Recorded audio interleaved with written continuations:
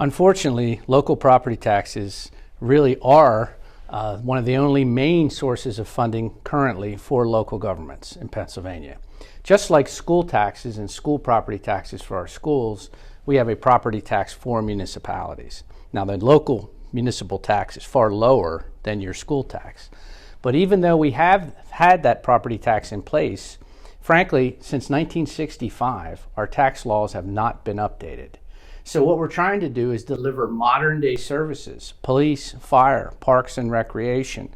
We're trying to fix up streets and other public works projects, sewer and water, and on it goes at the local level. And we're using an outdated taxing system to try to pay for today's services. That's why it's outdated.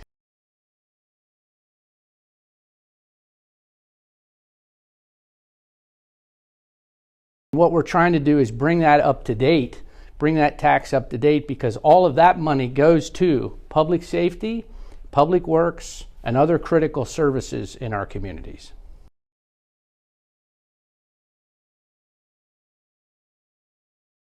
Well, it's expensive to run a municipality, just as it is expensive today, unfortunately, to run a household. And the big difference is for local governments, the services that we provide are really all about people. We have to hire police officers, we have to hire firefighters, we have to hire other municipal workers. There are some things that can be contracted out, but people are expensive. We have to pay salaries, we have to pay benefits, we have to provide them with not only a good workplace, but we have to provide them with the proper equipment so they can do their job. And that means for police and fire services that we have to provide fire apparatus, and we have to provide police cruisers. Things that the average person totally understands, but they're very expensive. And just as all of our other costs have gone up with inflation and the flow of the economy, the costs of local government have gone up as well.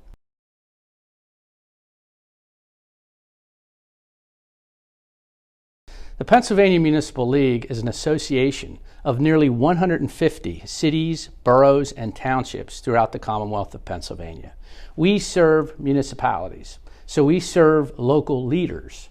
We're their membership organization here in the state capitol, here in Harrisburg. We advocate on their behalf using one voice on behalf of local government.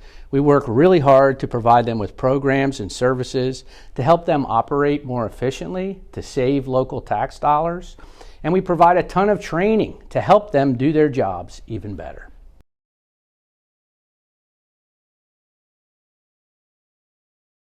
I think what's fascinating is the league goes back to 1899 for the first meeting, and then the official convention. It was held in 1900 when the bylaws were adopted and the first president was elected.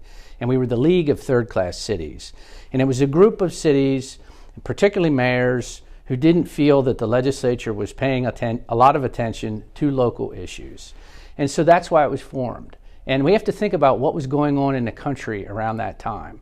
This was the time of Theodore Roosevelt as President of the United States and the progressive movement, when people really believed that if they worked together and they could solve big problems and they could do it, it didn't matter your background, it didn't matter your income, it meant that we had to work together. We had to literally hold hands, speak together, work together, and make a difference. And so that association movement affected many, many organizations in our country and around the world.